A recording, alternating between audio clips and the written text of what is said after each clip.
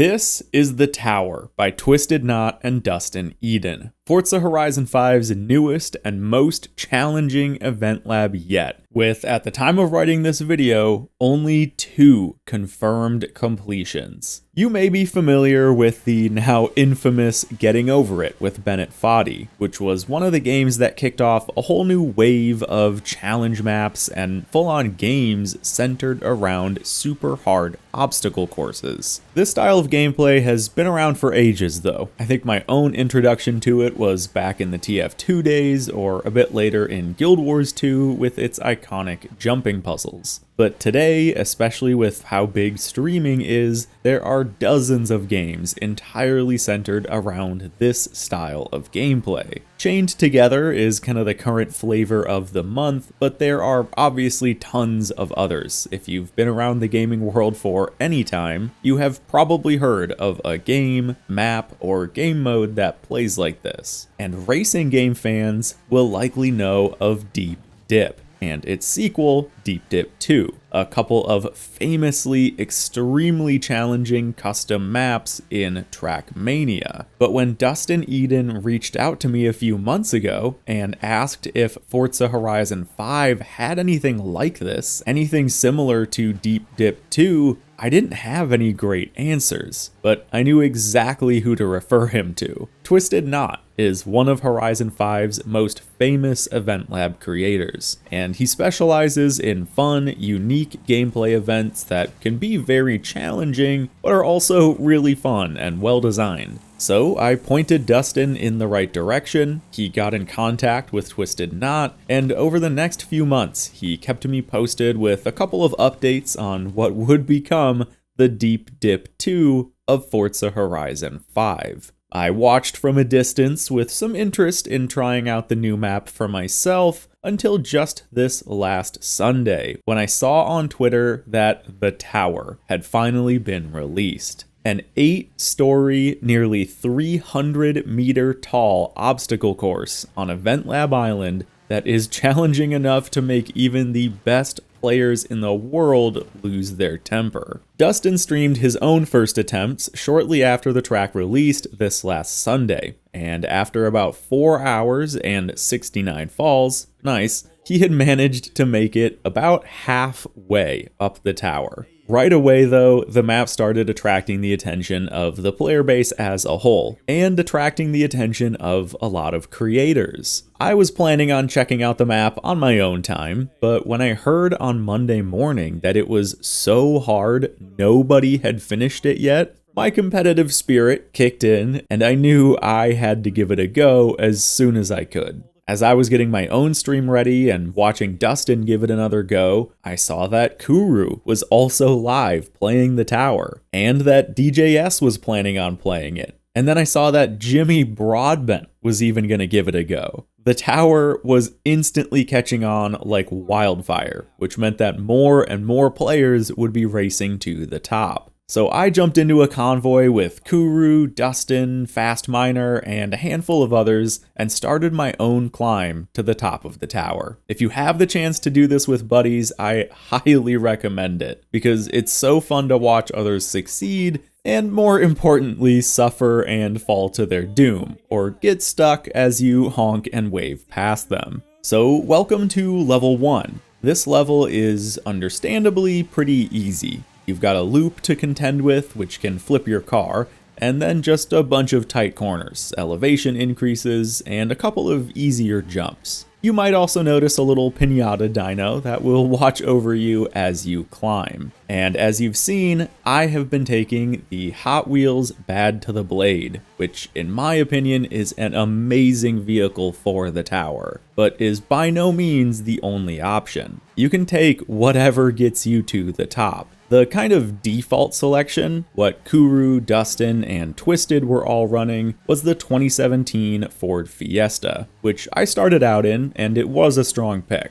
But then I swapped over to the Myers Manx, thinking its lightness and tight wheelbase would be smart, but, well, it was a massive pain on the higher levels. Others have been using the Jetta or the Lambo Sesto for its rear wheel steering. The Blade has definitely been my own favorite pick so far though, and can easily get me as high as I'm able to get. It also looks like the Trackmania car, so it's on theme. So once you make it through the calm blue blocks of level 1, you enter level 2, which is color-coded as pink with these green railroad tracks you have to cross. And this level is also marked by the awesome usage of the New Year's Dragon we got a while back. This level is where car choice really starts to come into play. A wide car with wide wheels, like the Blade, can handle these green railroads really easily. But the Manx struggled a lot here. The only tough spot for me in the Blade is this long saw blade railroad section, where the Hot Wheels low ride height and low suspension travel loves to throw it off course or get stuck. There are a couple of shortcuts on this level that you might notice, and you can feel free to check out my own VOD or anyone else's to see what you can do to shave off just a bit of time and potential pain.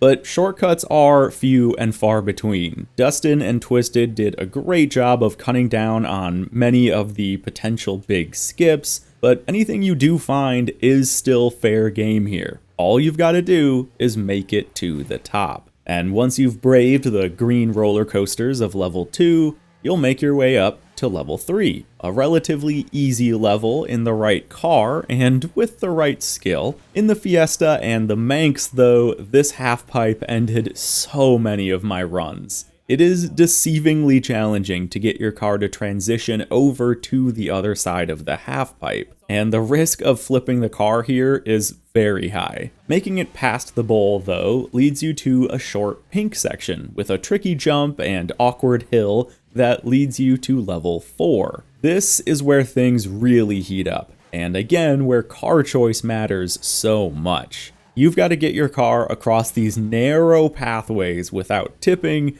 and this was by far the biggest run ender for me. I actually did manage to make it to this level pretty early on in the Ford, and my confidence was soaring, but then after another probably 15 to 20 falls all the way back to the bottom, I realized that maybe I just had some beginner's luck. It's worth mentioning that there are no checkpoints here. No rewinds either. You've got to do this in one go, bottom to top, without any run-ending mistakes. And of course, as is the way with these game types, the higher you are, the more painful the fall. Sometimes you can get lucky, especially here on level 4 or a bit higher on your way to level 5. You can possibly land back on level 3 and get to start from the half pipe again, but don't count on that. So after my own nearly 4-hour long stream, this is the farthest that I made it. What people are calling level 4.5. I'll definitely be coming back to try and conquer the tower myself, but for now, only 2 confirmed completions have been recorded. One by the user Floffdoff using that Ford Fiesta,